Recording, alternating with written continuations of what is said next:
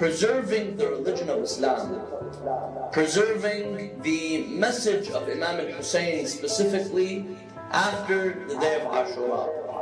And every time you gather and you remember Imam al-Hussein, any credit that you give Imam al-Hussein, you have to also give Sayyidina Zainab credit. If you say we are praying, we are fasting, the religion of Islam is alive because of Imam al-Hussein, then that means the religion is alive also because of Sayyidina Zainab, because she was the partner of Imam al-Hussein alayhi salam.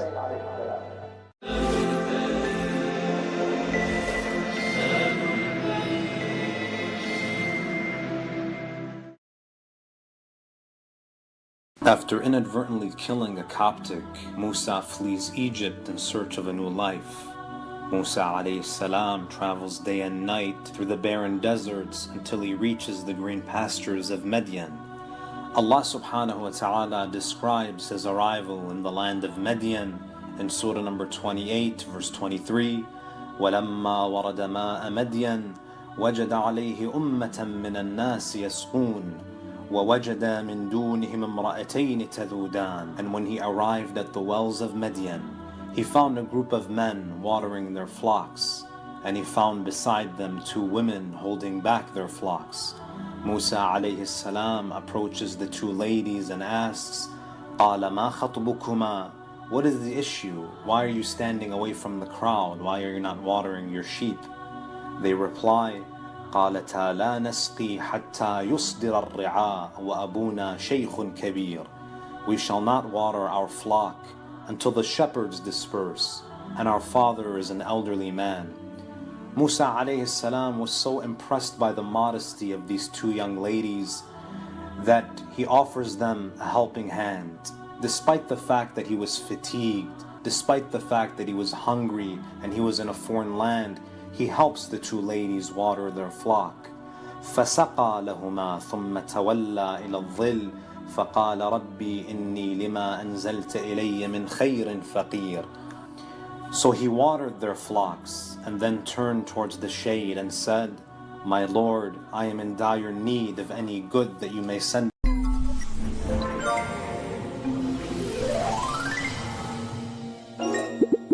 Ahkam in brief.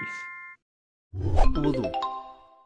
Wudhu is an act of worship which is needed for saying the daily prayers. It's also needed for other rituals such as the tawaf around the Kaaba during Hajj or Umrah, touching the writing of the Holy Quran, and a few other rituals.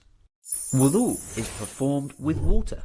The water must be tahir, so you can't make wudhu with najis water. The water must be ownerless and not usurped. The water must be pure, like the running tap water in our homes, and it shouldn't be mixed with any other liquids, like lemon juice. So now, how to perform wudhu? There are 4 general steps. Washing of the face, washing of the arms, wiping of the head, and wiping of the feet. And now, let's get to know them in detail. First of all, your intention should be to seek proximity to Allah and nothing else. Then, wash your face from the head's hairline above the forehead to the chin vertically, and horizontally as much as the expanse of your hand between the thumb and the middle finger. Note that you should do the washing from the top to the bottom of the face without the need to soak thick beard hair if you have it. Secondly, wash your right arm from the elbow to the fingertips using the left hand. The direction of washing should be from the elbow down to the fingertips.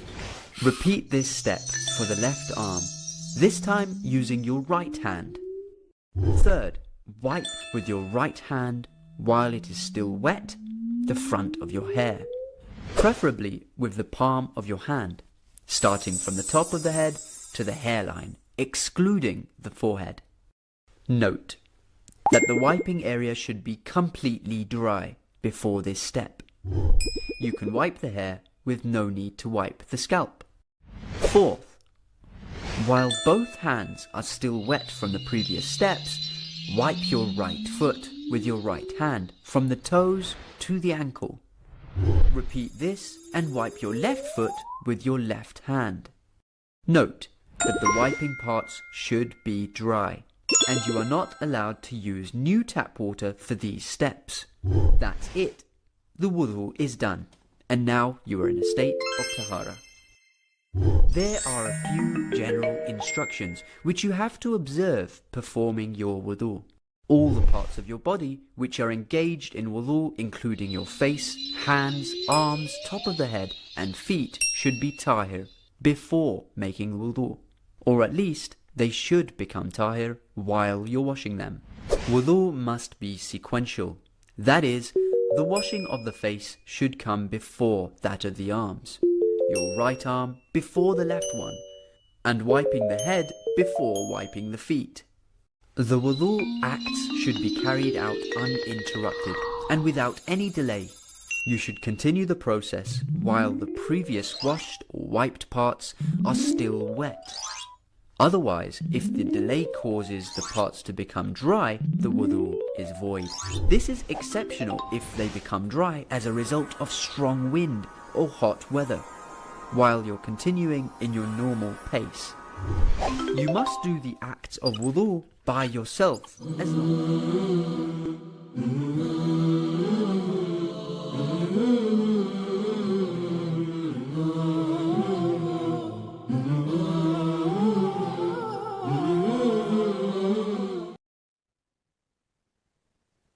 أعوذ بالله من الشيطان الرجيم بسم الله الرحمن الرحيم السلام عليكم ورحمة الله وبركاته. Peace and blessings upon all of our respective viewers. Thank you for your presence this Sunday evening. Welcome to Ahlulbayt TV, and you're live on the Q&A session, an opportunity for you to put your questions to our esteemed Islamic scholar on all issues related to Islam or religion in general. As always, the ways in which you can get in touch with us are the same.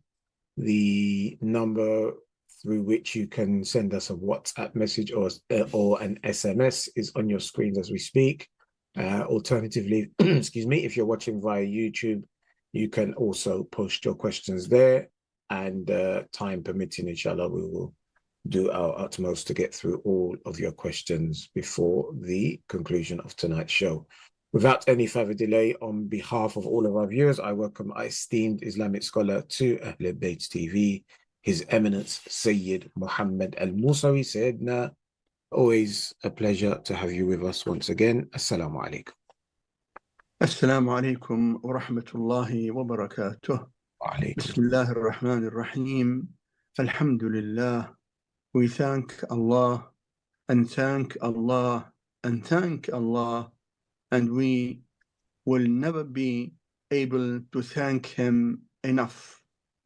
We admit that our thanking Allah is much, much less than we should do. His bounties are countless, and our thanking is limited. We thank Allah for every bounty, for everything, and we say, Ya Allah, we seek from you to keep us with your grateful servants who always remember you and always feel love for you and always thank your bounties. And may his best salutations be on his most humble and most sincere servants, the best of all creatures, Muhammad and his holy progeny, Ahlulbayt alayhim assalam.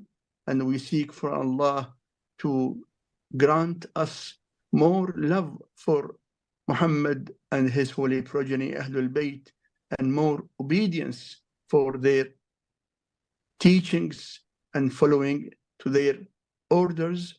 We say, Allahumma ajjal li waliyyika al-faraj, and oh Allah, keep us always sincere servants for our Imam al-Mahdi alayhi salam. I would like to remind my respected mu'mineen and mu'minat about a fact that we were being ordered to follow always Quran and Ahlulbayt.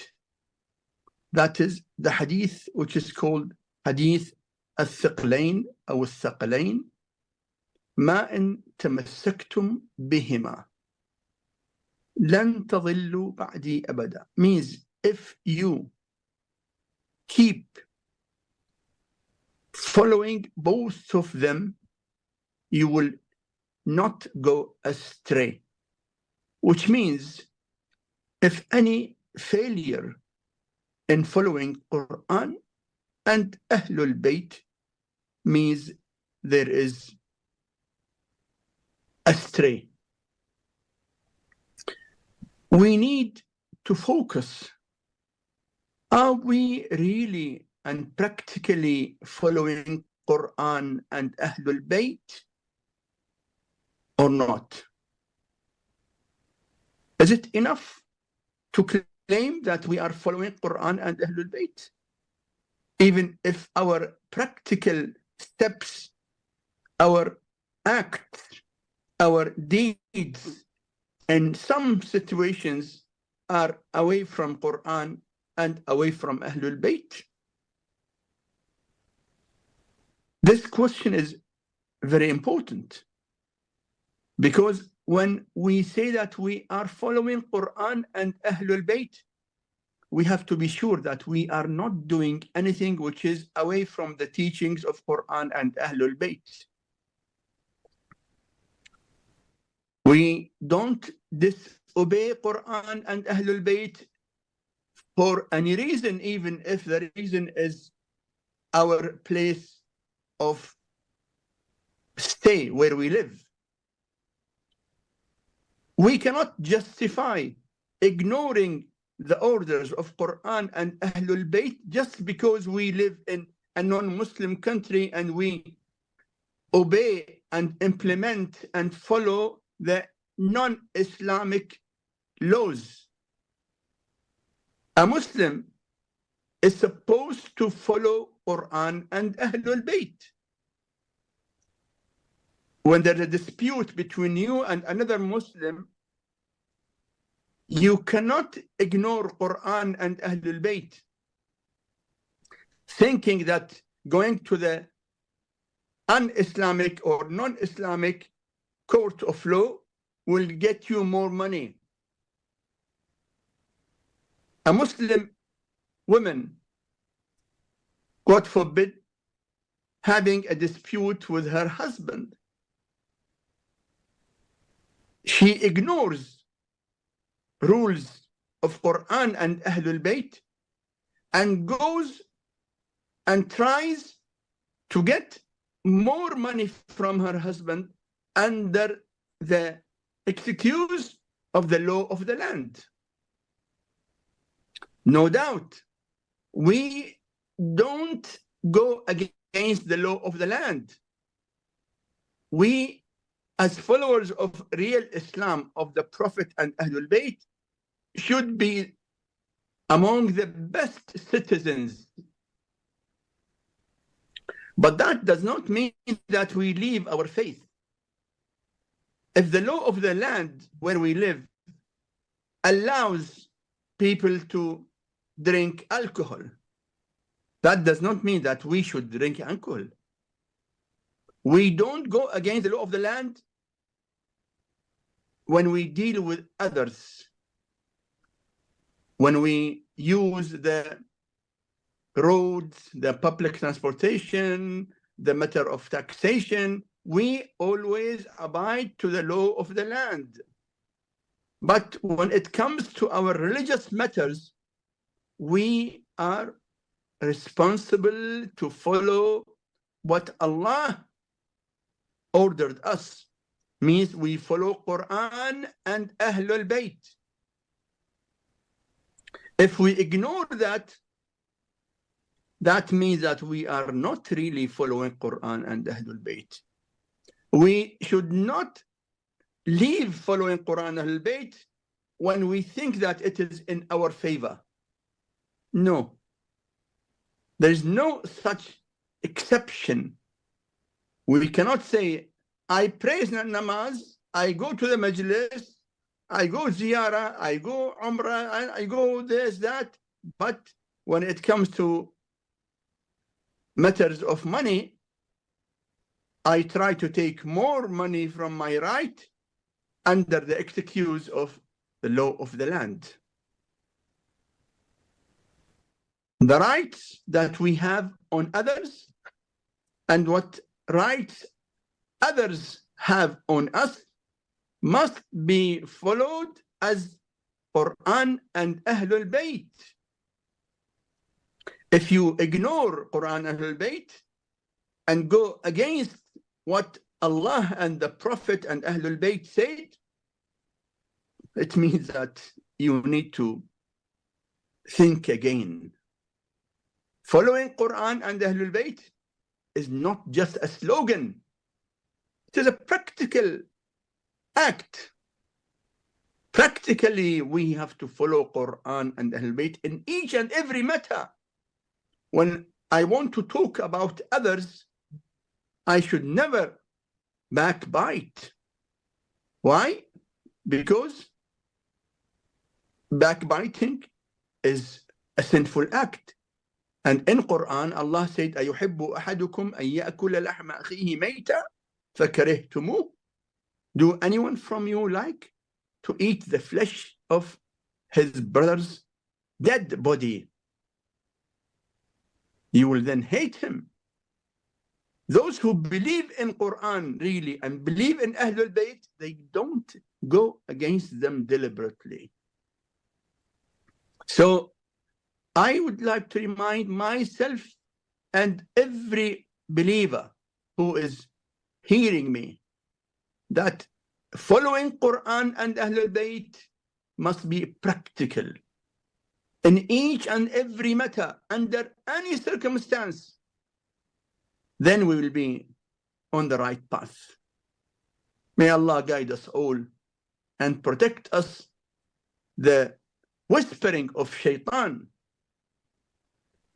who tries to keep sometimes some people away from following Quran and Ahlul Bayt under different excuses. Allahumma salli ala Muhammad wa ali Muhammad wa ajil farajahum. Thank you very much indeed. Okay, so the first question I have for you, Sayyidina, is according to Sayyid Sistani, what is the ruling regarding coil, IUD, as a form of contraception? It is unclear how it can be done if the doctor has to look at the private area. All the ulama, all the maraja of taqlid are clear that the contraceptions are permissible as far as the effect of it is temporary. Pills, coil. But if the effect is permanent, like operation, whether on female or on male, after which pregnancy will be impossible. That is not permissible in Islam. Coil is temporary. The effect of it is temporary as far as the coil is planted.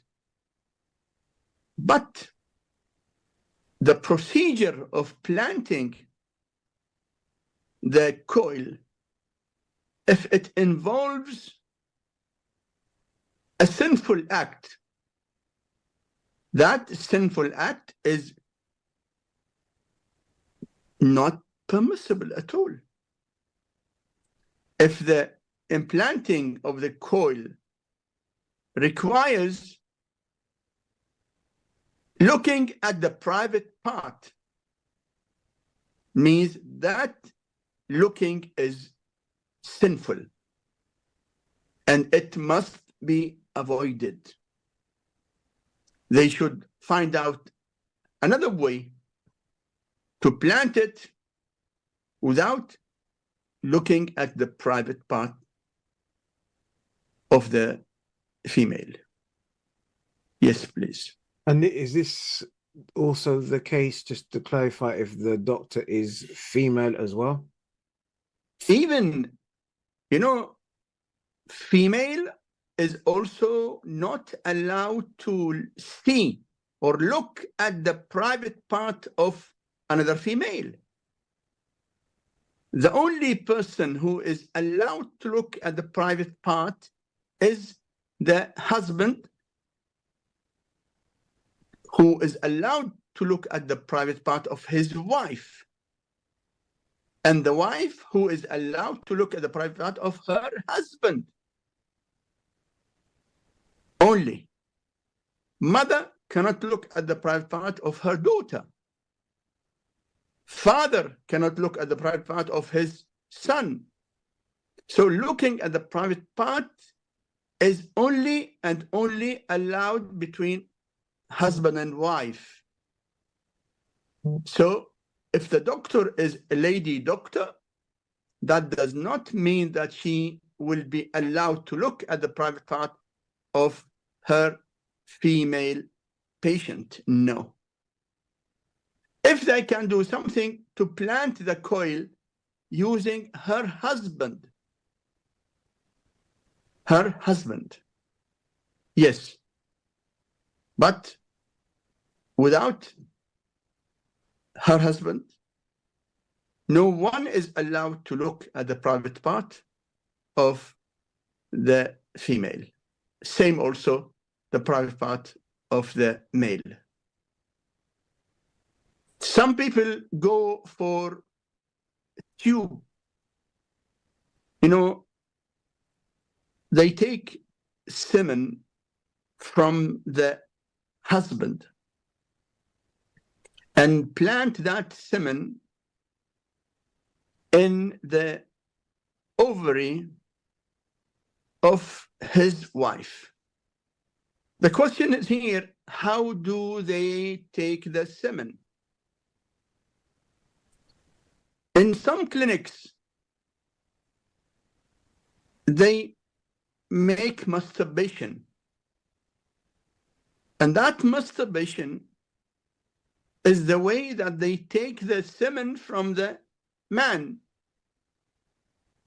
It is not permissible in Islam to masturbate.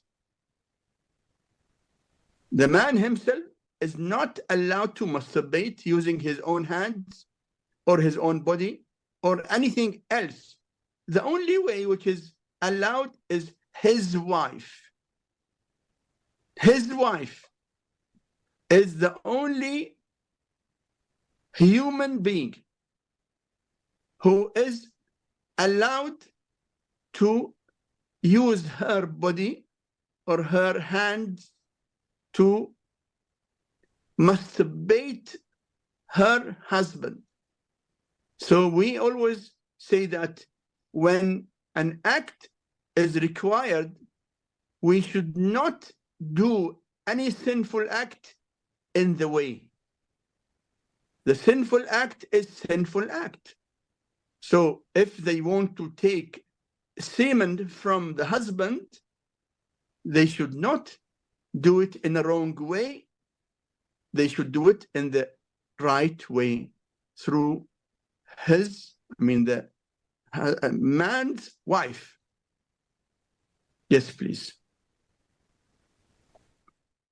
How should we approach the issue of meat from unethical sources?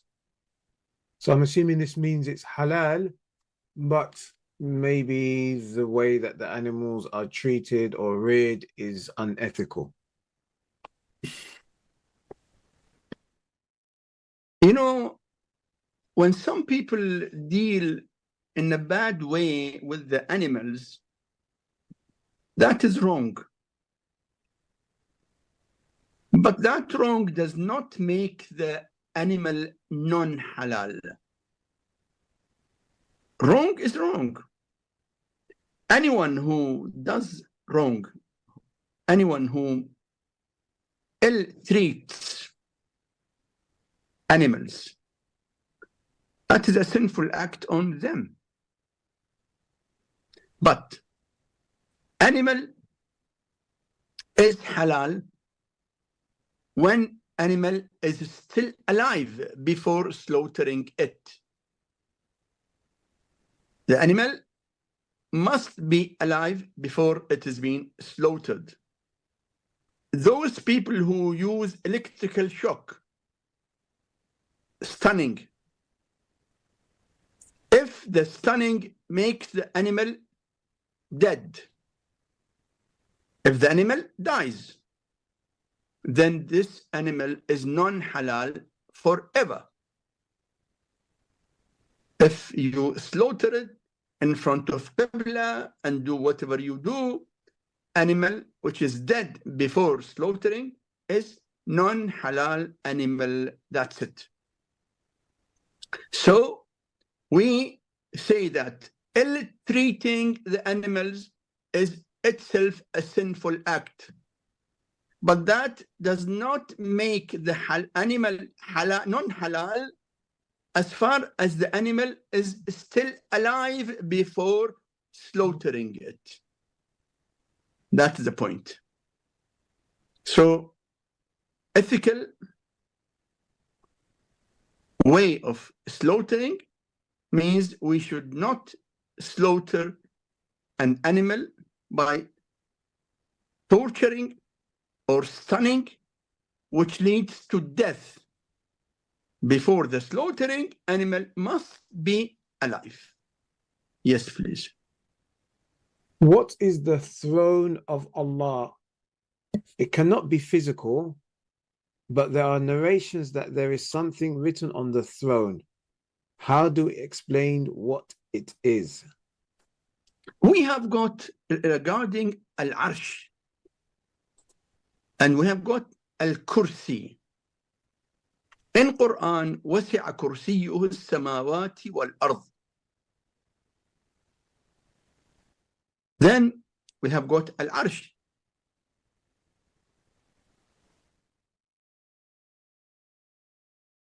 Al-Arsh, the throne, is the knowledge which Allah has granted to his most humble servants, Muhammad,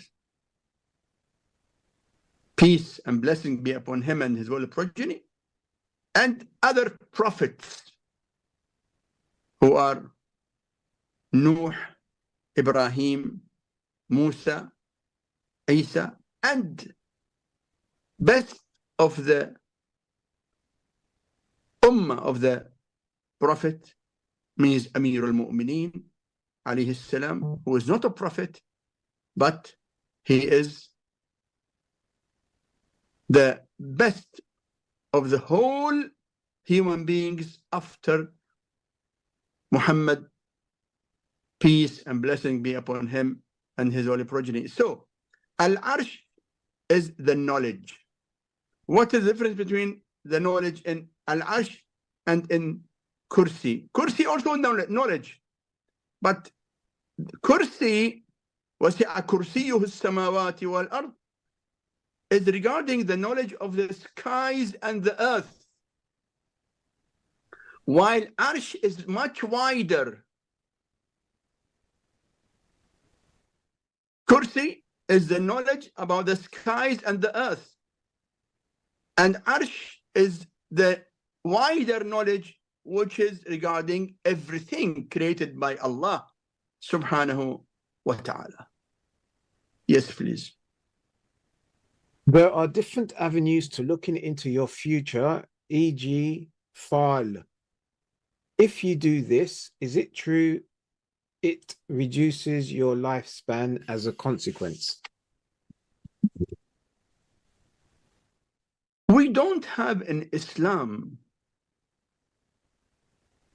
any authentic evidence encouraging us to go for guessing or going for fal. Fal is done by some people who want to guess what will happen in the future. That is not right at all. Many of the great scholars mentioned that trying to guess the future through fal is not permissible. Some people mix between fal and istikhara, which is wrong because istikhara is different from fal. Istikhara is seeking guidance when you are thinking to do something, whether it is good for you to do it or not good for you to do it. So istikhara is seeking guidance for some action that you are thinking to do or not to do. While fal is trying to guess what will happen, not an action that you want to take. Maybe action which is not in your hand, or something which has been already taken as an action. You want to know what will happen in the future. Fal is wrong. Istikhara is right. When it is wrong, means it is harmful. So the believer should keep himself away from fal.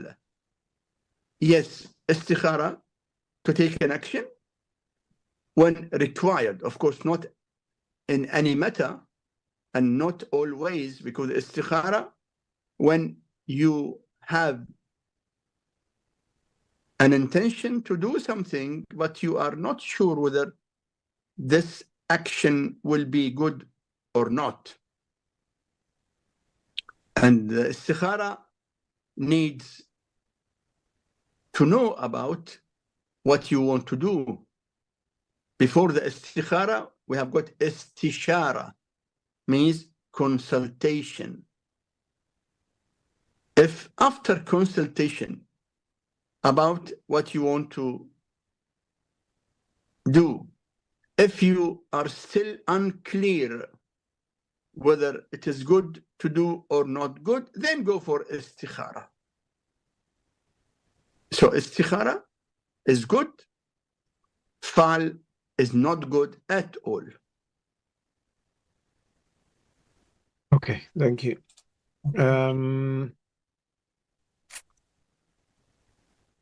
What do Shias think about numerology and astrology? What we think about numerology and astrology. In numerology, in Arabic language, ilmul a'dad is used among our ulama. It is also used in languages of Muslims like Farsi, like Urdu, and other languages of Muslim communities.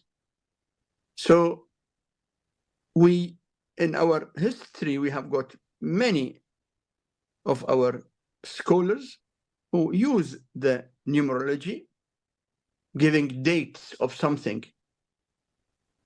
We have got, for example, the date of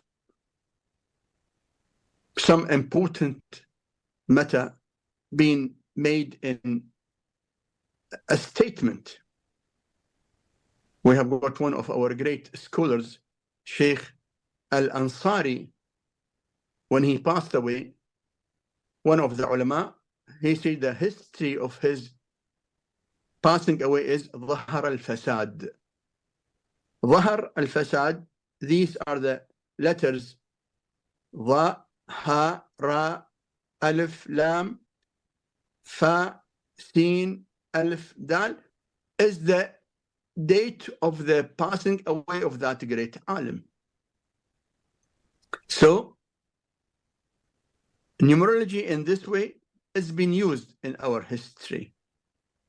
About astrology, astrology has got a scientific side, which is accepted, because Islam is the religion of the truth, and science is science. So the scientific side of astrology is accepted. Studying the movement of the planets and the stars and the timing of that, that is science.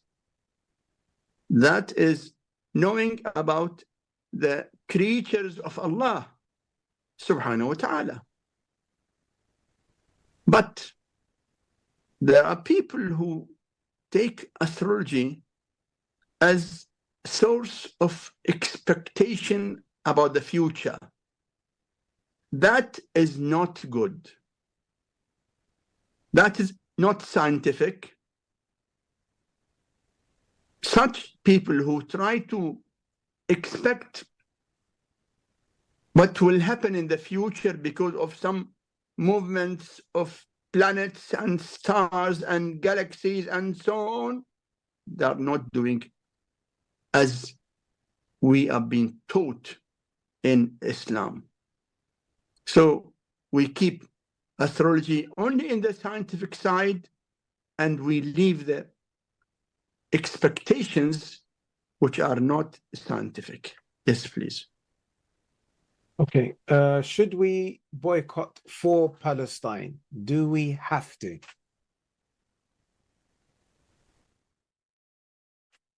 The responsibility of every human being is to be with the right against the wrong.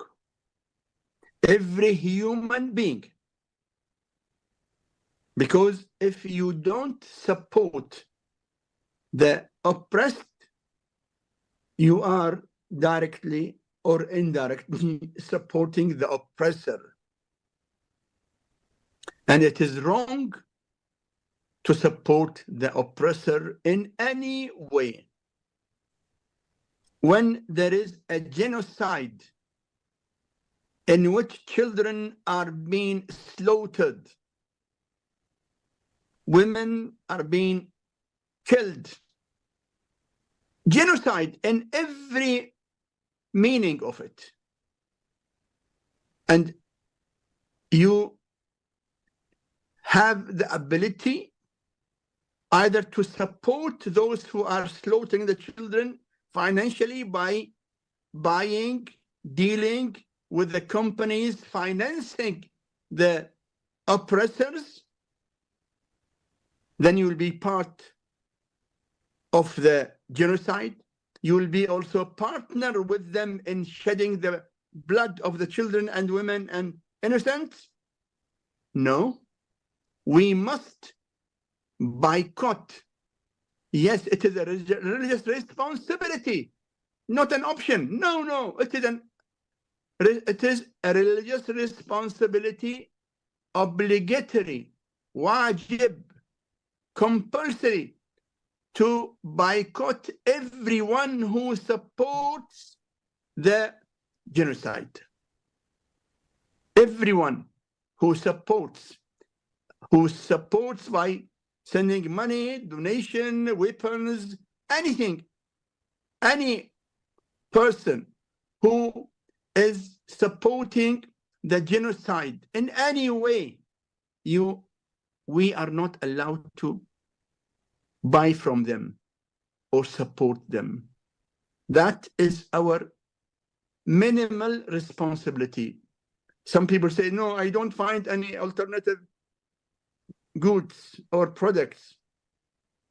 We say, do you want to make 1 pence or 1 cent from your money go to kill the innocent children? It is up to you. But as far as our religious responsibility, we must boycott anyone, any company supporting the genocide. It is not only in Palestine, everywhere. If a similar situation tomorrow emerges somewhere else, wherever people live, we must always boycott the oppressors and support the victims. Yes, please. Is it permissible to curse the companions publicly, or must we practice taqiyya? What is the ruling on those that openly curse the companions and make movies mocking them?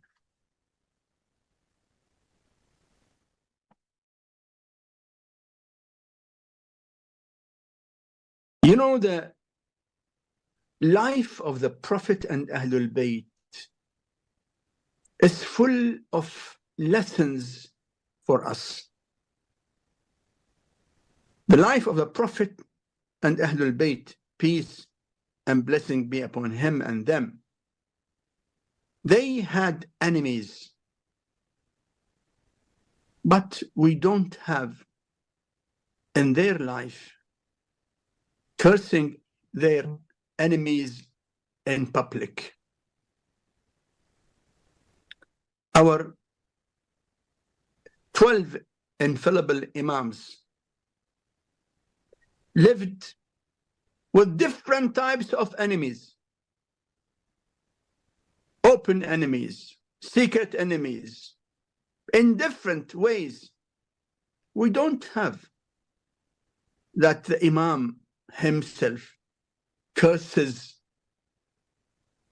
his enemies openly, because cursing the enemy openly can bring more damage to the faith and the followers of the faith. That's why Imam alayhi salam said, the person who does not have taqiyya has no religion. Man la taqiyyata lah la deena lah. A person who does not obey and apply and follow taqiyya, he has no religion. Imam Ja'far al-Sadiq alayhi salam, he taught all his students not to openly abuse any of the figures of other people. Imam alayhi salam was told that one of his followers, who claimed to be his follower, he sits in the masjid and openly abuses the enemies of Ahlulbayt. Imam was so angry, and he said, Ma lahu qatalahu Allah. What happened to him? May Allah kill him. يعرض بدمائنا. He is putting our blood in danger. So when you abuse the figures of other communities, you are instigating the enemies of Ahlul Bayt to come and attack the followers. That blood of the innocent believers, you will be partner in shedding that blood, because you did not obey the Imam who said, Man la taqiyyata lah la deena lah. He who has no taqiyya has no religion. So those who abuse the religious figures in public are going against the teachings of Ahlul Bayt alayhimus salam.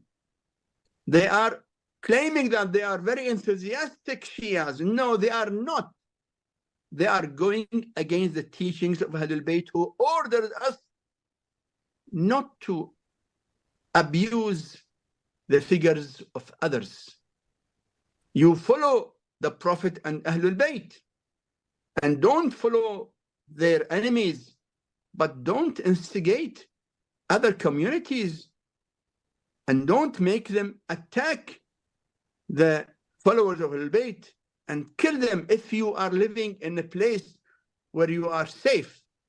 Think about other believers, other mu'mineen who are living in unsecured places. So if you want to follow Ahlul Bayt, don't take your religion from your emotions. No, you need to follow what Ahlul Bayt said. And following taqiyya is compulsory on every believer. Yes, please. Thank you. We are in huge debt, which we need to pay by next year. Is there any dua for it which would work?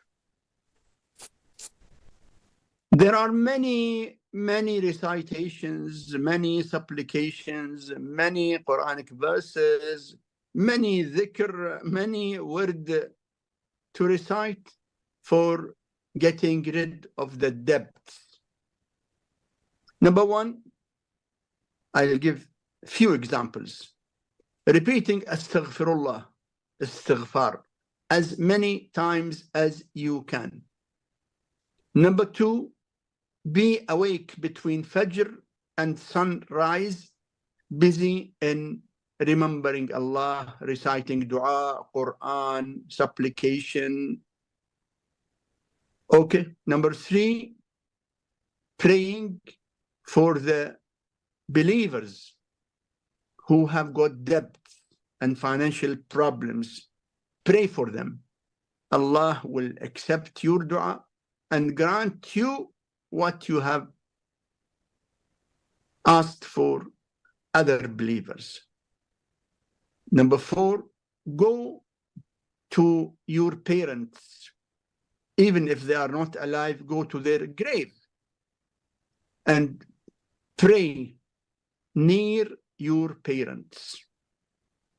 Also, recite Surah Yasin every morning and give the reward of it to Imam Muhammad al-Jawad al-Taqi alayhi salam. This is also a great recitation which has a great effect and results.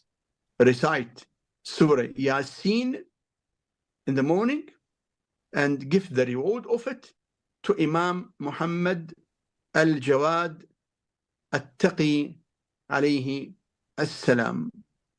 Also, perform Salat al-Layl every night. Salatul Layl has got great effect on removing difficulties. Next, every day recite Ziyarat Ashura. Ziyarat Ashura is one of the greatest recitations which has got great effect on our life here and our life hereafter. These are few examples. Of course, as many of you know, that reciting Surah Al-Waqi'ah every night has got great effect in financial situation, Surah Al-Waqi'ah. So don't forget that.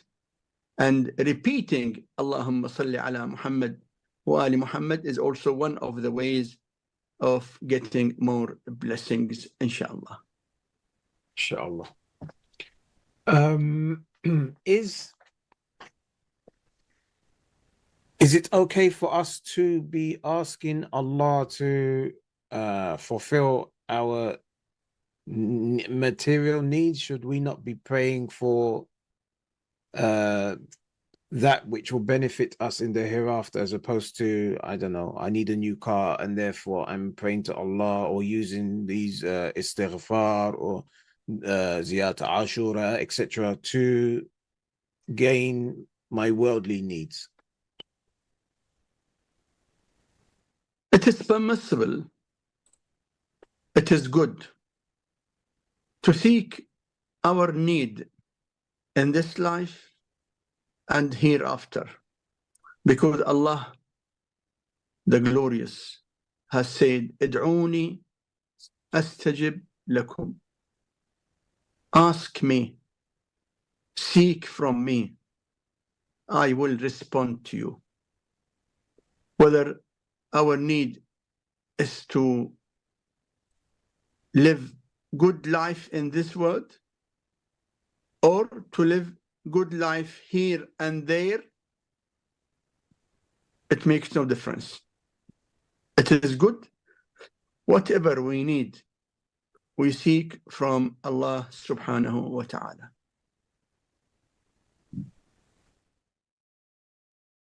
What du'as make your du'a accepted fast for marriage?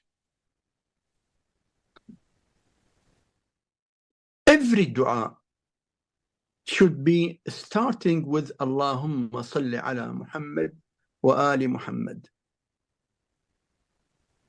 and ending with Allahumma salli ala Muhammad wa ali Muhammad. About marriage, we have got many Quranic supplications. رَبِّ لَا تَذَرْنِي فَرْدًا وَأَنْتَ خَيْرُ الْوَارِثِينَ. Also we have got رَبِّ أَوْزِعْنِي أَنْ أَشْكُرَ نَعْمَتَكَ التي أنعمت علي وعلى والدي وأن أعمل صالحا ترضاه وأصلح لي في ذريتي. Also we have got إن هذا لرزقنا ما له من نفاد.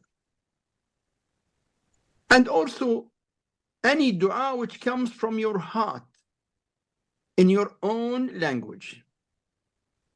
In your own language. Allah knows what are our feelings, and we seek from Him in our own language. That dua which comes from your heart in your own language will have an effect as well. Yes, please. Okay. Are there any tafsir of Imam left in this world, such as tafsir Askari? Tafsir al-Askari is narrated and published. It is narrated. It is called al-Tafsir al-Mansub. So it is narrated and it is published. But we don't say that it has got the tafsir of the whole Quran. It is narrated regarding some verses, not the whole Quran. Yes, please.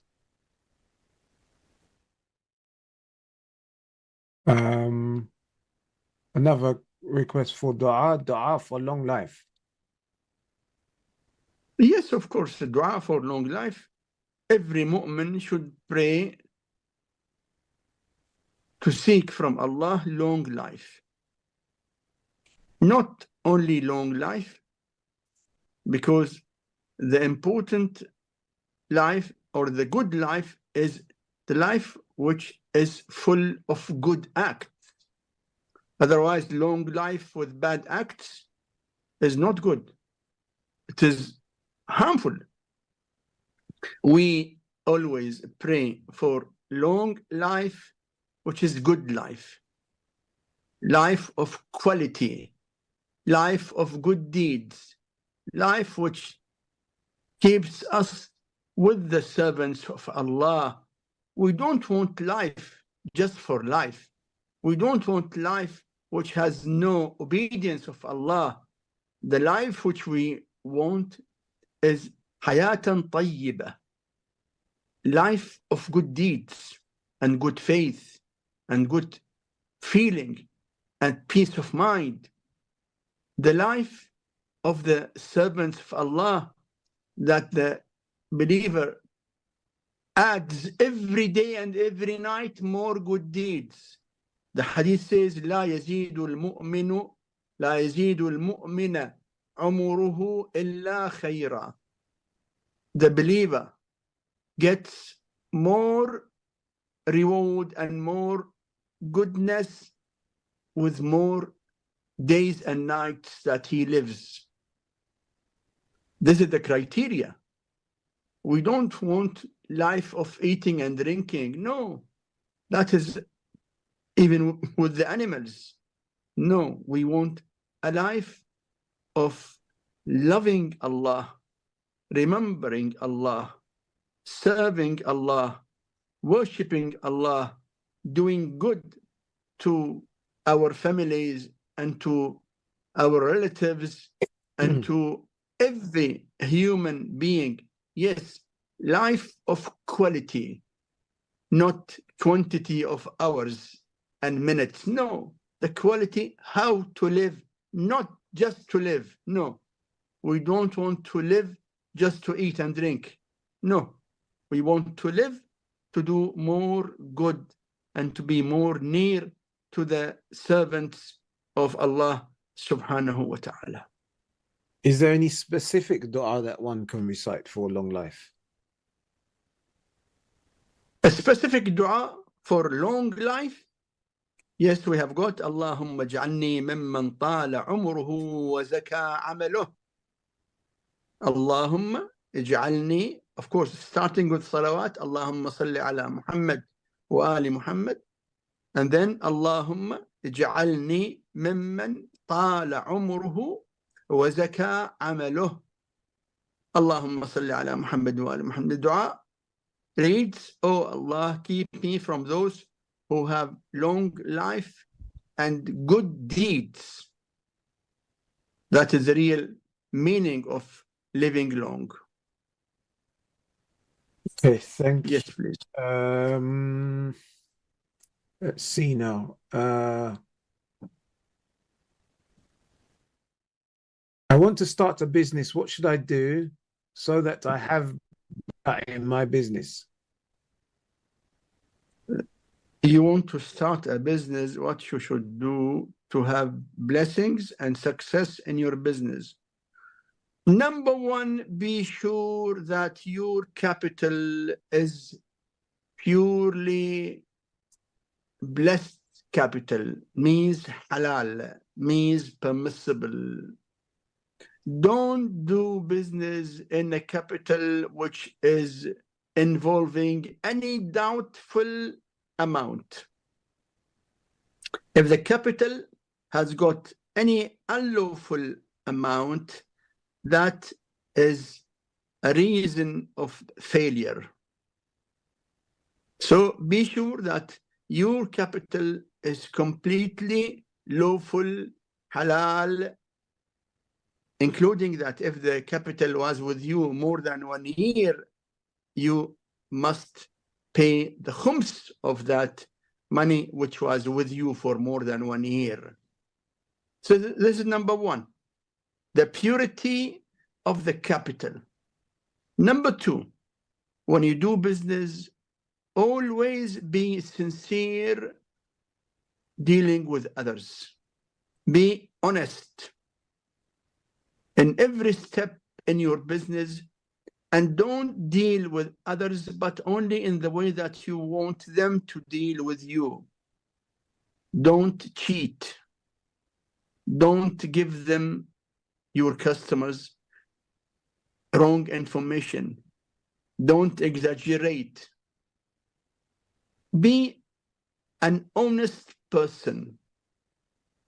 One of the reasons of blessings in business, honesty. Honesty. Don't swear. Don't take oath. When you want to market your business, don't say, by Allah, Khuda ki qasam, Wallah, no. No. The hadith says, اليمين الصادقة تدع البيوت بلاقة. Even if you are not lying. If you are lying, that is a big sinful act. But even if you are not lying, swearing and qasam drives away the blessings from your business. Don't use qasam at all. Also, you should have your intention to pay the dues from the profit that you will get on time. Means whatever business you make and make a profit, after taking out your expenses and your family expenses, when the time of khums comes, you should be punctual in paying the khums exactly, not less. Not less. You can pay more if you want. Of course, the wajib is 20%, that's it. But keep in your heart real intention, and Allah knows what is in our intention, that you will pay the dues on you on time. Also, pay sadaqah. Sadaqah increases the profit of the business. Always, when you pay charity from your income will increase. We have got hadith, ما نقص مال من صدقة. Sadaqah, charity, never makes your money less. Never. Whatever you give, Allah will replace you more. These are some points for blessings in the business. Yes, please. Okay. I came across a hadith which said we are not permitted to draw animals. Can you Sorry, not permitted to draw animals? Draw animals, yes. Can you clarify, and does this apply to drawing human beings? Is it permissible to draw animals? Is it permissible to draw human beings? The answer is this. Drawing any animal, we call it ذي روح. ذي روح. Because when you draw a tree or a flower, it's permissible, no doubt. But when you draw a human being or an animal, full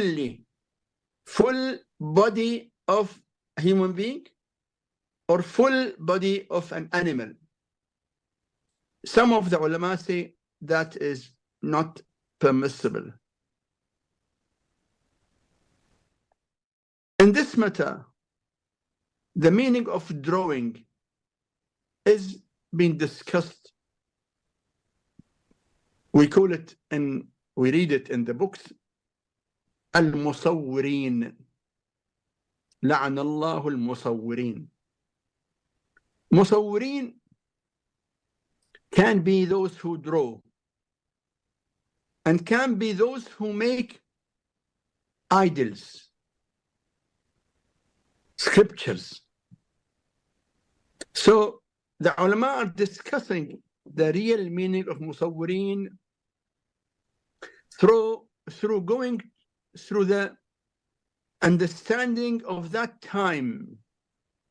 People that time, what did they understand from musawwirin?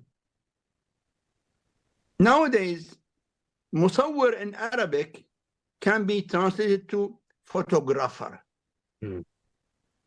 Some of our Sunni brothers claim that photography is haram. Why? Because the hadith says لَعَنَ اللَّهُ الْمُصَوِّرِينَ. We tell them the meaning of musawwir now is photographer. But that time, there was no photography at all. That time, musawwir means a person who used to make idols, scriptures.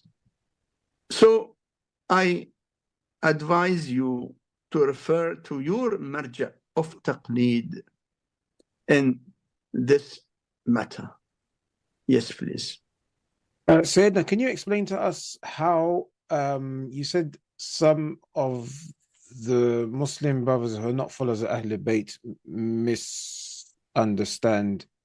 it? But this is a grammatical, not even grammatical, this is an Arabic word. So why is this exclusively a misunderstanding amongst Sunni brothers? Why is it not? Because, yeah, you know, Shias, because they speak. We have got many words in Arabic which are understood today in a quite completely different way of the understanding of the time of the Prophet and the infallible Imams. In Quran, وَجَاءَتْ سَيَّارَةٌ. Sayyara in Arabic now means a car. But that time, no cars. It was a caravan of travelers. In the history in Quran about Yusuf, the Prophet, peace be upon our Prophet and Ahlulbayt and Yusuf, when you read وَجَاءَتْ سَيَّارَةٌ, you cannot understand it as a car. So there are many words in Quran, which are being misunderstood because of the mixing between today's Arabic and the time of the Prophet and Ahlulbayt Arabic. In the hadith, لَعَنَ اللَّهُ الْمُصَوِّرِينَ, Allah curses the Musawwirin. They have understood that photographer, which is wrong. So we say always we should understand the meaning of any term or any word in Quran and Hadith from understanding the meaning of it that time. We cannot take the word and understand it in today's language, forgetting the meaning of it that time. My question, Sayyidina, was why are the Shia not misunderstanding it as well? So why are we not? Because Shia have taken the meanings of Quran from Ahlulbayt alayhim salam, who have the real meaning of Quran from the Prophet of Islam, while non-Shia who left Ahlulbayt and took their knowledge from XYZ, they don't have the source of the real knowledge of Quran like Ahlulbayt alayhim as-salam. That is the way. Yes, please. Okay. How come people curse Yazid during Muharram and in Ziyarat Ashura then? We don't say that we don't curse anyone. We curse those who have been cursed in Quran. Allah in Quran cursed al-zalimin. لَعَنَ اللَّهُ الظَّالِمِينَ. We have got Allah has cursed in Quran. We have got 39 places of curse. Allah cursed the liars. Allah cursed the oppressors. Allah cursed those who are astray, who are gone astray. Allah has cursed in Quran enemies of Allah, enemies of the Prophet, those who hurt the believers. So we don't say we don't curse anyone, but we don't take name, because when you take name, you are initiating a conflict which will harm the believers, and you will be then a cause of harming the believer, and you will be partner in shedding a blood of a believer. So we curse Yazid, because in fact cursing Yazid is among all Muslims. Almost. We have got among Sunnis thousands of ulama who curse Yazid. And we have got among Sunnis big ulama who have written books supporting cursing Yazid. But don't curse their religious figures who are very much respected among them. Can you curse now among the Christians some people who are in the history of Christians who did very wrong things? We cannot curse them. We don't curse the religious figures of the Christians. They did right or wrong, Allah knows. We know they did, we believe that they did wrong. Some of the religious figures did wrong. But we don't curse them in front of their followers. How come we curse the figures of other sects? We must obey our imams by following the taqiyya, and we must never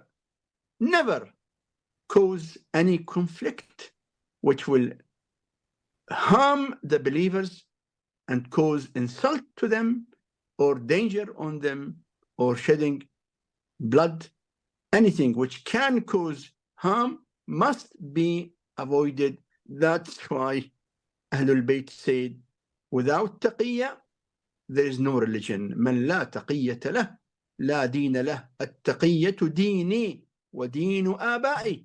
Imam Ja'far Sadiq alayhim said, taqiyya is my deen, my religion, and the religion of all my infallible fathers and grandfathers. Yes, please. What makes something makruh or even haram to look at or observe in terms of a cartoon, animation, drawing, or such similar things? Cartoon, animation can be permissible. It is permissible generally. Sometimes it is not only permissible, but it is good when the cartoon or the animation teaches people good things. Nowadays, even in this channel, there are animation or cartoon teaching people how to perform wudhu. So that is very good. It is helping people, teaching people useful knowledge. But when the cartoon or the animation does not teach anything useful, just waste of time without any benefit, that is not good. When it teaches people wrong,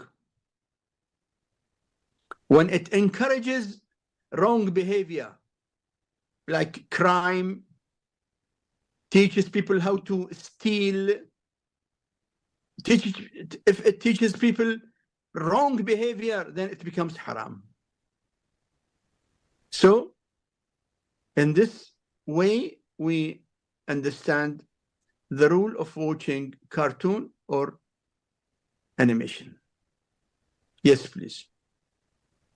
Are we allowed to be rich in Islam and spend on material things? Because some people say Allah does not like people that have extravagant things. To be rich is permissible. We have got among the prophets, Prophet Sulaiman, Prophet Ma'soom, infallible.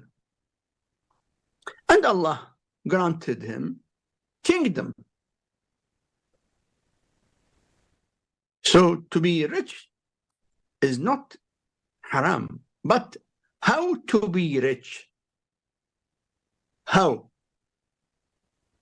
Means the way gaining the wealth should be lawful. Don't do any wrong to get money. In the hadith, عن ماله مما اكتسبه وفيما أنفق. Allah will ask everyone about his wealth, from where he got it and where did he spend it. So to be rich needs that you only take the lawful money. Don't take any money. This is number one. And number two, when you have wealth, you have to be very sure that you are giving the rights of the zakat. If you have the 9 items of zakat, khums, which is on every wealth, anything more than your lawful expenses, the remaining is applicable for khums. So being rich without paying khums is haram. But being rich after paying khums is permissible. And the effect of being rich on your behavior should not be bad on you. Because some people, when they are not rich, they are normal people. But when they are rich, they behave in a different way. They behave as if they are more important. They don't respect others. They behave in a wrong way just because of wealth. And we have got in the history, and we have got in Quran. In Quran, we have got the example of Qarun. Imagine, Quran is telling us about a believer. إن قارون كان من قوم موسى. Qarun was from the community of Musa.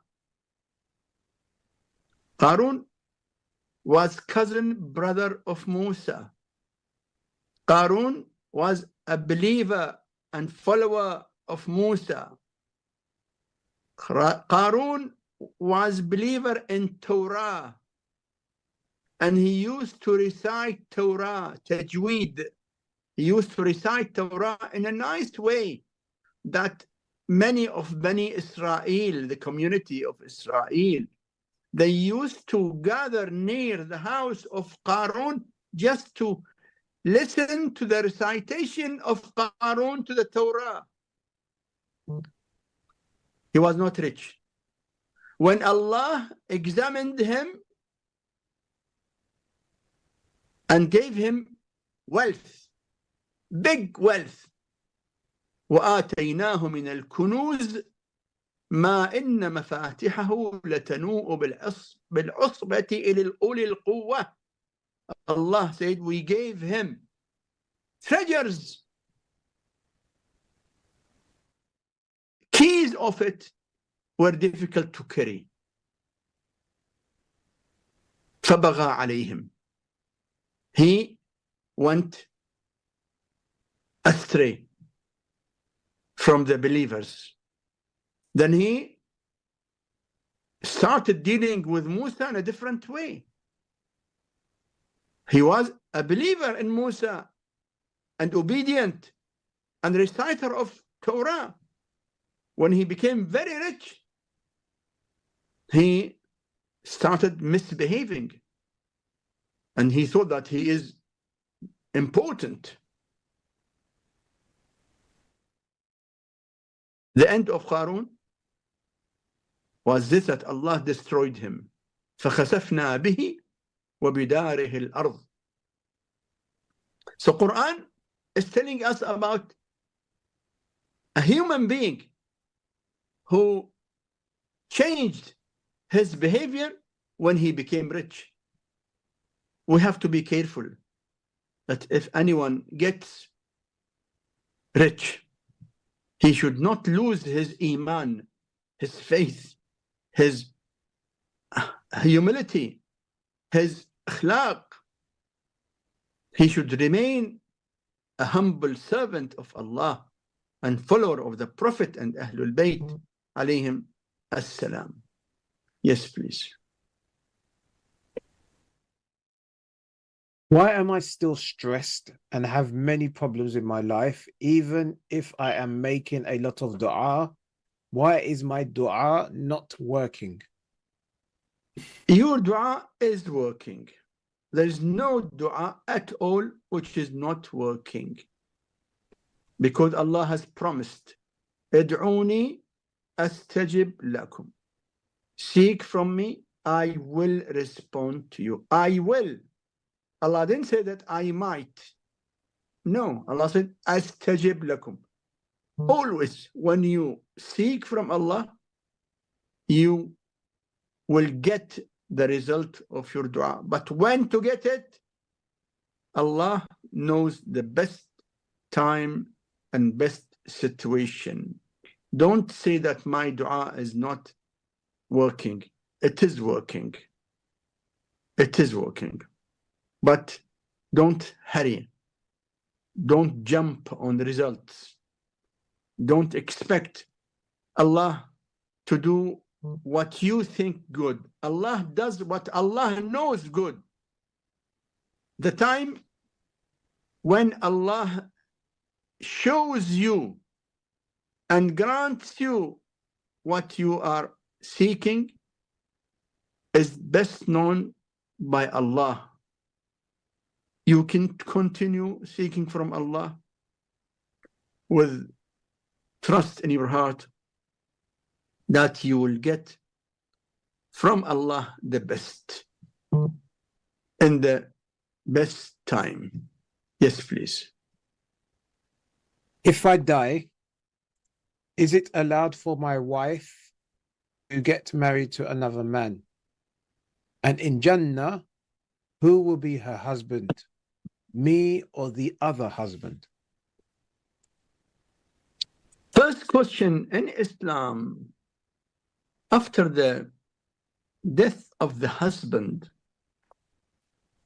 his widow is not allowed to die, to get married for the whole period of Iddah, which is called Iddatul Wafat, Iddah Wafat, which is 4 months and 10 days.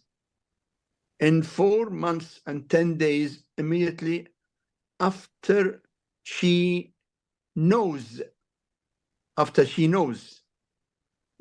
because if the husband dies in a very far away place and she does not know, her iddah starts from the time she is informed. From the time she knows about the passing away from her husband, 4 months and 10 days, she is not allowed to get married to anyone else. After the iddah period is over, yes, she is allowed. She is allowed. Now, your question in the paradise will be your wife or wife of the other person. We have got in the hadith that she will be with the best husband she had. If she had in dunya more than one husband, according to Islamic Sharia, she will be in paradise with the best husband, best in akhlaq, best in iman, best in treating her. The best will be her husband in the paradise. And so what's the situation with regards to, because typically, if I'm not mistaken, if male or female choose to remain unmarried, it's makruh, if I'm not mistaken. It is makruh, yeah. Okay. So what happens in the case of many women who, after their husband passes away, choose to remain or choose not to remarry? Is that also considered makruh or different for them as widowers? You know, in Islam, we don't have anything to encourage the widowed to remain without marriage. We have got great ladies like Asma bint Umays. Asma bint Umays was wife of Ja'far ibn Abi Talib, who was known later on after his martyrdom as Ja'far al-Tayyar. Asma bint Umays was wife of Ja'far ibn Abi Talib, and she was with him while he was in Abyssinia for a number of years.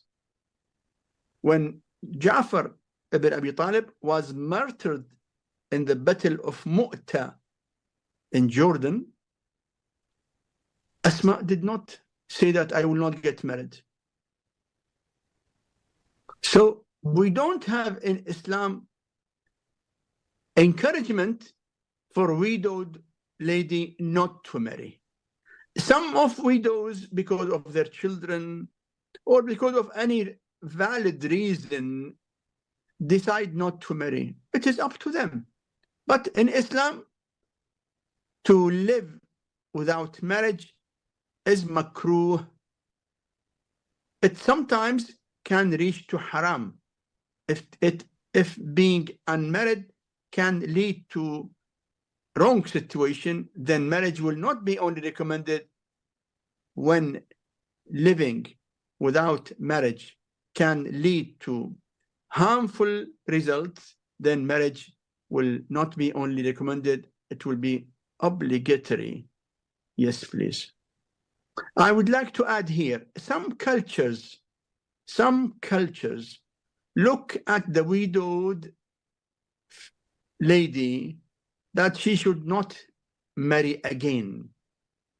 That is wrong. That is wrong. In some cultures, they look at her that she is not lawful, not faithful to her husband who passed away. No, it is not like that. It is from the culture, from the teachings of Quran and Ahlulbayt. We don't have anything to support that widowed ladies should remain all their life unmarried. No, without valid reason. Yes, please.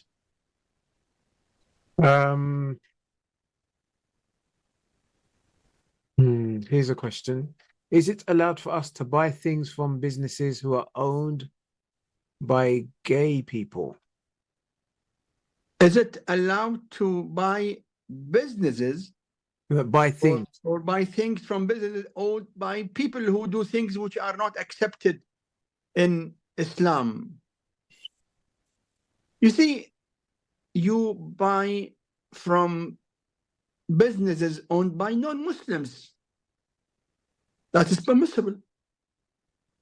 All Muslims who live in non-Muslim countries, they buy things from companies or supermarkets owned by non-Muslims. It is permissible. You should not support the wrong. You should not support the wrong.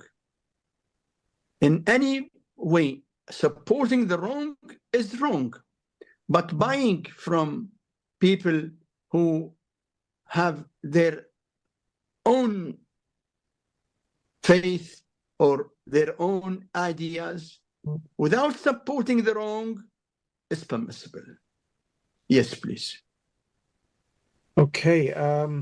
Is there a dua to protect oneself from evil bosses and their tyranny? Evil bosses. Yes. Yeah. Boss. Yeah.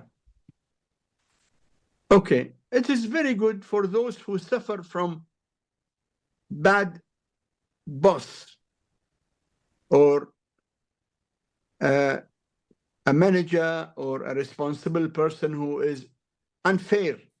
It is good to keep on repeating istighfar and salawat and la hawla wa la quwwata illa billah. Because la hawla wa la quwwata illa billah is like a shield which protects you. So istighfar and salawat and la hawla wa la quwwata illa billah. Is it permissible to work for the Ministry of Defense? Is it permissible to work in non-Muslim countries or Muslim countries in the Ministry of Defense? It does not have any difference whether you are in Muslim country or non-Muslim country nowadays, because nowadays some Muslim countries send their military to do wrong. You are not allowed to take part in any wrong in anywhere, whether in Muslim military or non-Muslim military. Wrong is wrong. Muslim is not allowed to do wrong or to support wrong. If your work in the defense ministry does not involve wrong, you don't kill children, you don't take part in genocide, you don't do wrong, then your work is permissible. If it comes to doing wrong is not permissible, whether it is in Muslim country or non-Muslim country. The bottom line is wrong or right. We are allowed to do right and not allowed to do wrong. Are we allowed to be good with Jews, or can we do business with them or eat with them, or are we not allowed? Please repeat the question clearly, please. Are we allowed to do business with whom? Are we allowed to be good with Jews? Can we do business with them, eat with them, or are we not allowed? In Quran, Allah tells us to tell the people of book, قل يا أهل الكتاب تعالوا إلى كلمة سواء بيننا وبينكم. O people of book. Who are people of book? The Jews and the Christians, and maybe also the Majus. So Allah is telling them to tell them, come over for a common word between us and you. So we have to deal with the people of book with best of akhlaq. The Prophet of Islam, with all the sufferings that he had from some of the Jews and some of the Christians, he remained always dealing with them with justice and fairness. All the infallible imams from Ahlulbayt used to deal with them with justice and fairness. They had with them debates, but we never find in our history any harsh treatment or injustice. No. So dealing with your Jewish neighbor should be very good, or your Christian neighbor, or your non-Muslim neighbor, any non-Muslim neighbor should be very good. Be kind to them. This is the teachings of Islam, to be kind to every human being. Amir al-Mu'mineen Ali alayhi salam said, every human being is either your brother in faith or your partner and similar in humanity. أخ لك في الدين أو نظير لك في الخلقة. So be nice to every human being and be cooperative. We don't take part in wrong. We don't take part in their religious gatherings. No, because that is not the real worship which Allah wanted us to worship Him. We don't go and take part in non-Islamic worshipping. No, But as far as treating is concerned, we deal with our neighbors, with our people in the universities, in the business, in the market, everywhere. We deal with every human being with kindness. Inna Allah ya'muru bil adli wal ihsan. Allah is ordering us with justice and fairness. Yes, please. Just very quickly, you mentioned Majus Zoroastrianism. What would be your reply to those? This is slightly off topic, but it just came to mind. Who claim that Shia Islam was derived from, or at least is heavily influenced by Zoroastrianism? Okay, this is an allegation which makes us smile, because allegation comes from those who have no evidence. Always when you have got an opponent, if the opponent has evidence against you, he should present an evidence.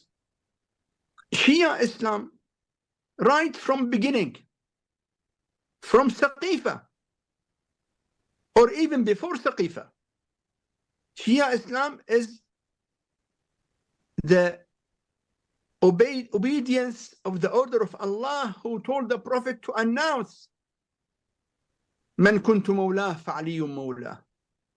Allah told him, declare what was being revealed on you from your Lord. And if you don't declare it, as if you did not declare any of the message of Allah. Shia Islam is the obedience of the declaration of Ghadir, the faith in the divine leadership of Amir al-Mu'mineen Ali and Ahlulbayt alayhim salam after the Prophet. For political reasons and for the other reasons, Shia Islam became unwanted according to many rulers, and they started fabricating lies and allegations against Shia Muslims, that Shias do this and that, big list of false allegations. One of the false allegations that Shia are Majus, Zoroastrians. Okay, I want anyone who has got minimum of reason to go through Shia books and see whether we take anything from Zoroastrians, anything, any matter in our salah, in our siyam, in our fasting, in our hajj, zakat, khums, in our faith. It is, a false allegation is coming from some people who claim that Islam was taken from those who used to worship the moon. That's why Muslims always watch the moon in the beginning of every month, because the religion of Islam came from the moon worshippers, which is false. And some people who say Islam came from those who used to worship the idols. That's why Muslims go to Mecca and do tawaf around Kaaba. That is also from the idol worshippers. That also is false allegation. So those who claim that Shia Muslims have taken their faith, their religion from the Majus, are just talking without any evidence, talking nothing but nonsense. And we challenge them to bring from our own books. Our books are available. Our books now, tens of thousands of our books are available in the internet. Go and read our books and see where is the link between. We have taken our religion, our faith from Quran and the Prophet of Islam through the most authentic source, who are his own holy progeny, Ahlulbayt. So let those who put allegations say whatever they want to say. The truth remains the truth. And in the day of judgment, we will meet them, and then they will know who was worshipping Allah in the proper way and who was putting allegations on others. In fact, allegation itself is an evidence that the people who put allegation on us have no evidence. Because had they have any evidence, they should have present that evidence. But because they have no evidence against us, and they know that we are the real followers of the prophetic Islam, of the Prophet and Ahlulbayt, they are trying to create noise and throw mud on us through such baseless allegation. Thank you very much indeed. I've lost the question. Oh, here we go. Nowadays, a lot of ladies reciting Noha and Marsiya and uploading on social platforms. Is it okay or not? I mean, the question is, the person who listens to ladies, the non-mahram man who listens, he should ask himself whether his listening to the Nawha or Marsiya recited by that lady, does it make him feel any wrong feeling? If he feels any wrong feeling, then he should not listen. As far as the lady is concerned, she is allowed to put her Marsiya or Nawha online if she wants, because nothing haram in it. Haram is for that person who feels wrong feeling by listening to it. Yes, please.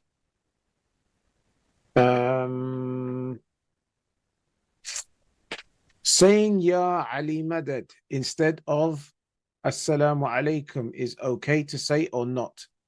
Many people nowadays say Ya Ali Madad rather than Salamun alaikum. I want to ask our brothers and sisters, we have got thousands and thousands of narrations from Ahlul Bayt, from all our Imams. We never find that Assalamu alaikum was being cancelled. Assalamu alaikum is always the greetings of Ahlul Bayt. In Quran, وَتَحِيَّتُهُمْ فِيهَا salam. We say salam or salamun alaikum. Then we say Ya Ali Madad, okay. Because Ya Ali Madad is a sign of loving Ali in some communities who used to hide their faith because of the danger from the enemies of Ahlul Bayt. You know, in the history of India, Pakistan, in the India history, I mean the history of India, that time it was only one subcontinent. Now it became 3 countries. When it was only one subcontinent, some rulers used to slaughter the Shia Muslims. Yes. Thousands and thousands of Shia Muslims were being slaughtered just because of their faith. And many thousands of Shia families, they were forced to hide their faith even from their own children. That's why you find in the subcontinent many Sayyid Sadat families who are Sunnis now. Sunnis. You know how? They became Sunnis because their great-grandfathers had to hide their faith when it was very dangerous to disclose your faith.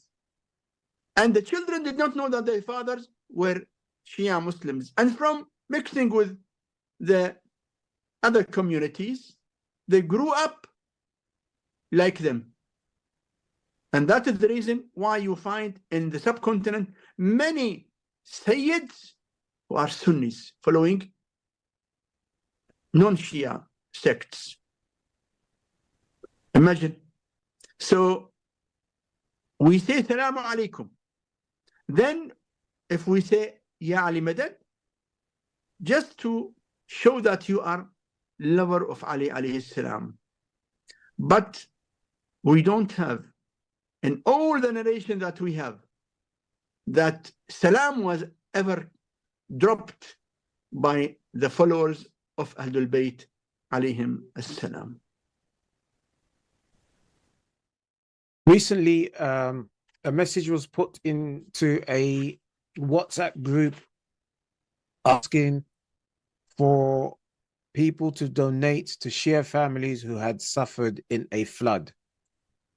There was a remark from a Sunni brother that this was selfish because Sunnis also suffered in that flood. Is what was requested wrong? You see, flood comes in any area. All people who live in that area will suffer. But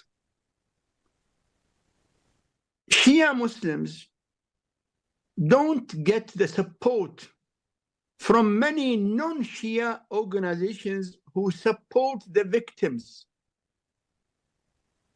This has been observed, that when they get support from Gulf countries, from Arab countries, from other countries, the help and the support goes to their own people, ignoring the victims who are Shias.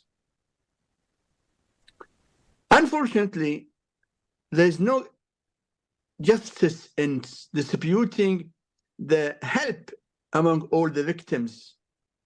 They keep the matter of the sect. So when our Shia victims are being deprived, what is wrong with that? We help them. In fact, we help every victim. We help victims who are Shias and victims who are not Shias.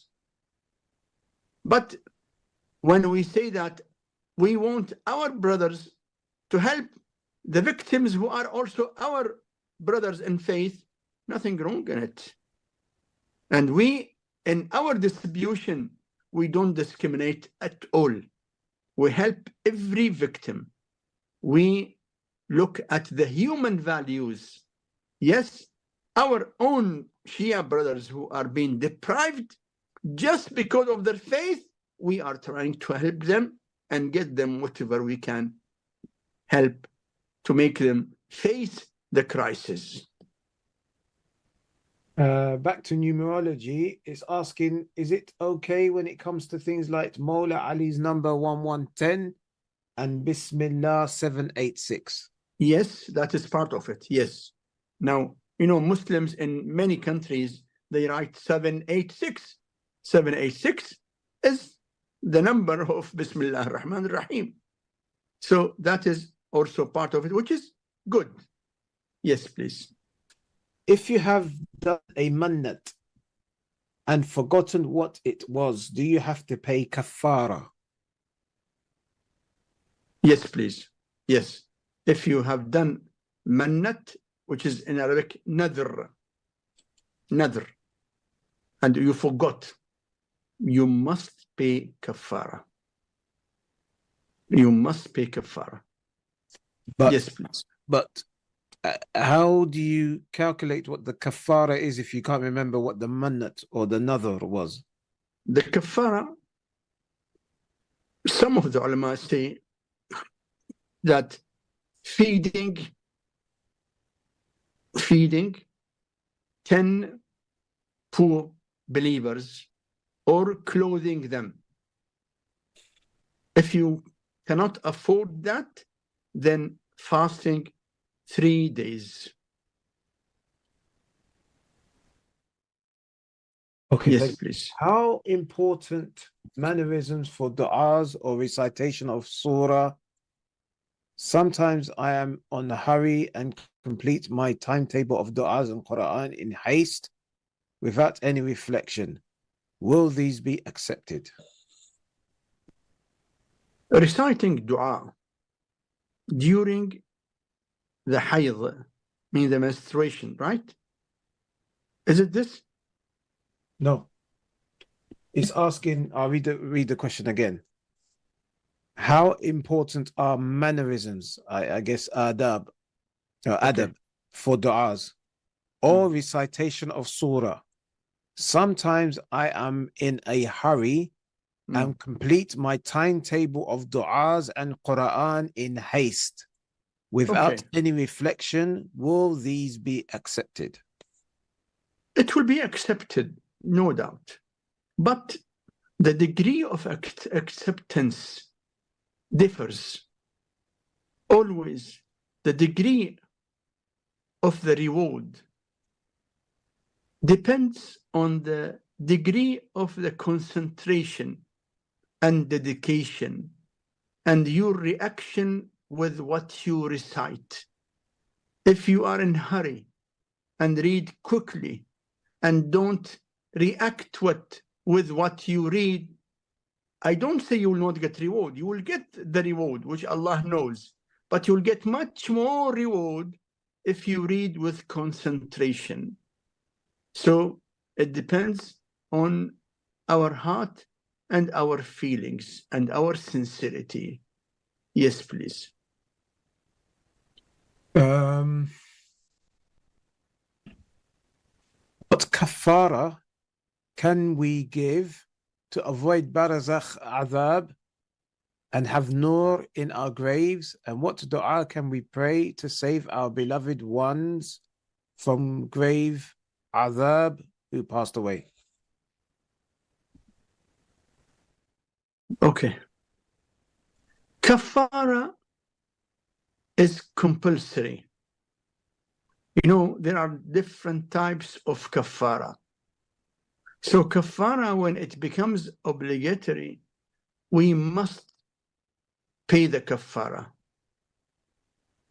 Doing good deeds is the best way to save ourselves from the punishment or the sufferings in barzakh.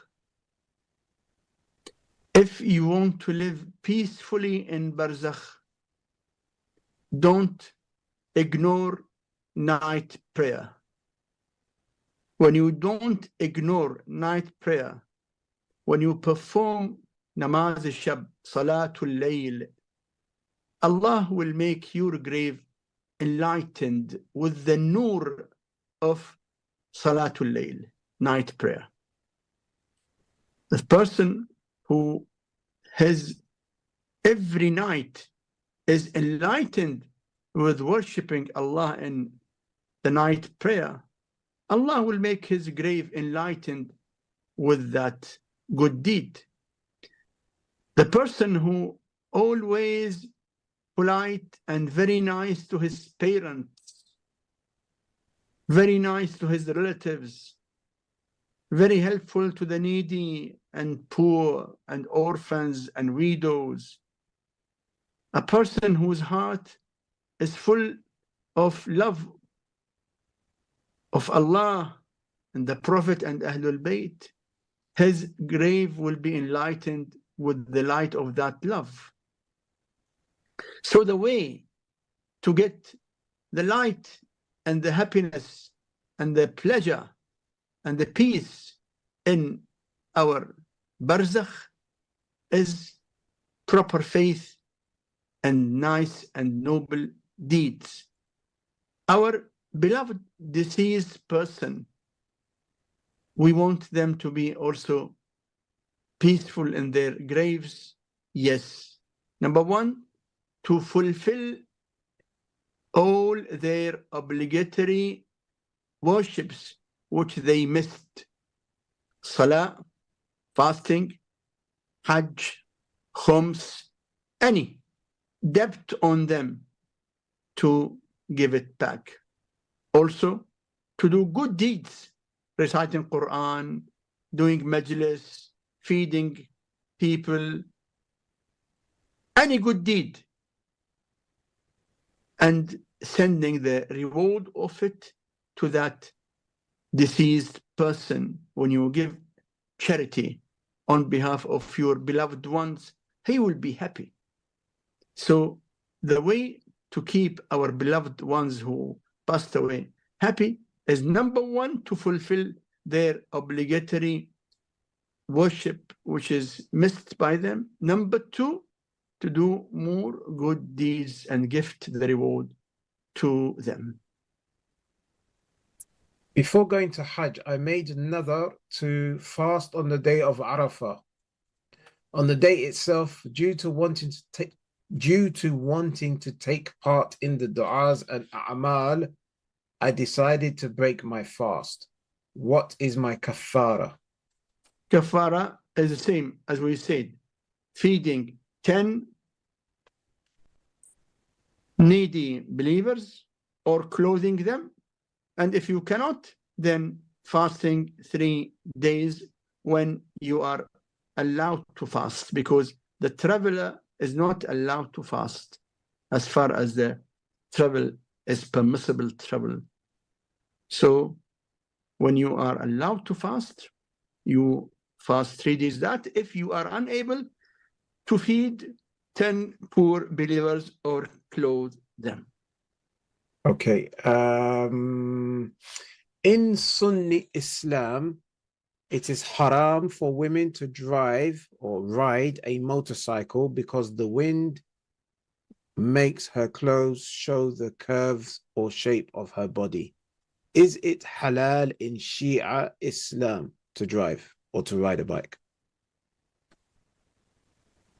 In this matter, there is no difference between the ulama of Shia and Sunni. The Muslim woman should dress properly. She should not make her body or shape of her body or any part of her body shown to non-mahram men. So the rule is same. We in Shia Islam follow the same rule, which is from the Prophet and Ahlulbayt, that Muslim female should wear proper hijab, and part of the proper hijab is the cloth which does not show shape of her body or any part of her body, and it shouldn't, I mean, whether she is riding or not riding. Yes, we have got in the hadith that it is makruh for female to ride,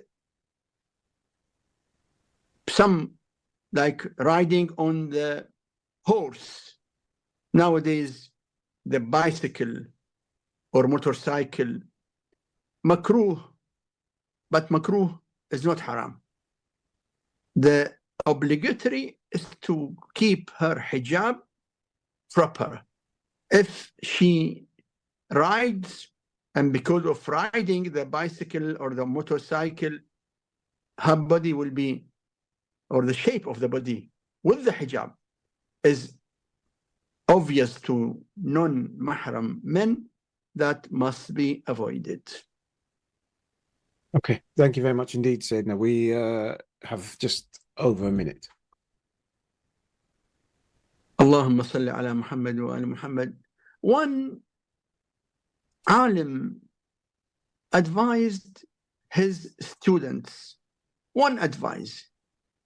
He said, if you want to change your life, stop complaining. Stop complaining. Never complain. Whatever Allah has given you and Allah is giving you is the best for you. Never complain, because when you complain, you are complaining indirectly against Allah. So stop complaining. It is nice to remember that we should not complain. Always we say, Alhamdulillah. Always we say, we cannot thank him enough. We never complain at all. Even I don't say I can't complain. No, it is matter of my feeling. I am grateful to the bounties of Allah, which I can never thank enough. So let us put in mind, never complain at all, but thank and thank and thank.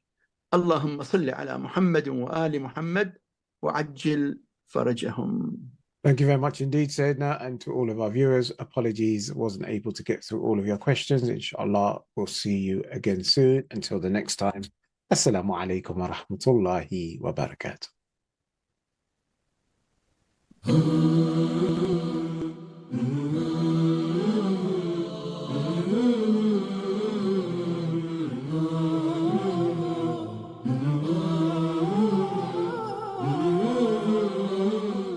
Able to do so. And if you are disabled or unable to do this, someone else can help you. For example, by lifting your hand and washing your face with it. There must not be any barrier masking your body skin from the wudu water, such as paint, glue or nail polish. Using water shouldn't be detrimental to one's health. In such a case, you should perform tayammum instead of wudu. Finally, a question. What invalidates the wudu? There are 7 things which invalidate it.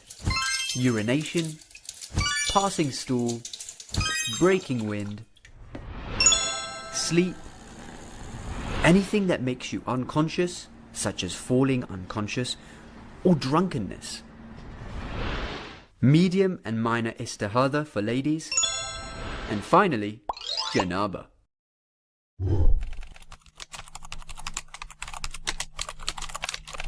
See, life is all about energy. Everything in life is about energy. And in life, there's an energy scale of between 1 and 10, where 1 is over here and 10 is over here. But most people play life over here. But everything which you want out of life lives over here. But most people play life over here. Do you know why? When you jump off the cliff of life, then you can live within your gift. Why? Because parachutes don't open when you're standing still. You've got to jump for your parachute to open. It's comfortable because it's safe. But when you start getting outside of your comfort zone, when you start living over here, life feels very, very, very uncomfortable. And you know, as you want to grow, the one thing which is going to happen is you're going to hit problems. And most people in life, they don't want problems. Imagine this. Imagine if you went to the local hospital right now and you asked them to take a heart trace of you and they put some ECG leads on you. What would your heart trace look like? It would look like that, right? But most people want a life like that. The people don't want those up and down problems. They don't want the lows and the highs and the lows and highs. They want it to be flat. But if your heart line, if your trace was flat, you'd be dead. So I want to tell you one thing, that life's going to have ups and downs and ups and downs and ups and downs. But I've coached from startups to billionaires. And the one thing I can promise to you is even the billionaires have low points. But you know what the key in life is? The key is how you stay in the lowest points for the least amount of time possible. That 2 minutes of negativity causes 4 hours of immunosuppression. That if you're negative for 2 minutes, your body's beaten down for 4 hours. You can literally kill yourself by being negative. And so many of us, we've got thoughts which are holding us back. There's negativity which is there from when we were a kid, and it's not even our fault. That let me tell you one thing, the first thing you need to do is understand that life's this journey. But the growth happens on the downhills. The growth never happens. And do you know what? For you to get to the next stage of your life, for you to grow, Allah's going to give you problems. And those problems are going to get harder and harder and harder, because probably right now, can you remember a time when you had a really big problem in your life? And at that point, you thought it was the worst problem ever. And now that problem seems little. Why is that? It's because you've grown as a person. And now your problems get bigger and bigger and bigger. But understand, that's why Allah gives us problems. Allah gives us problems to grow, not just to give us a hard time. Think of the lobster. The lobster's a mushy animal with a thick outer shell. And how does a lobster grow? When a lobster wants to grow, it feels pain. It feels so much pain, and it goes under a rock. It sheds its shell, And that's how it grows. And then it grows a new shell. And then for it to become the next version of itself, the better version of itself, then it grows a new shell. And then it goes through problems. Then it goes through pain. Now imagine if lobsters had doctors. It would go to the doctor, and the doctor would give it a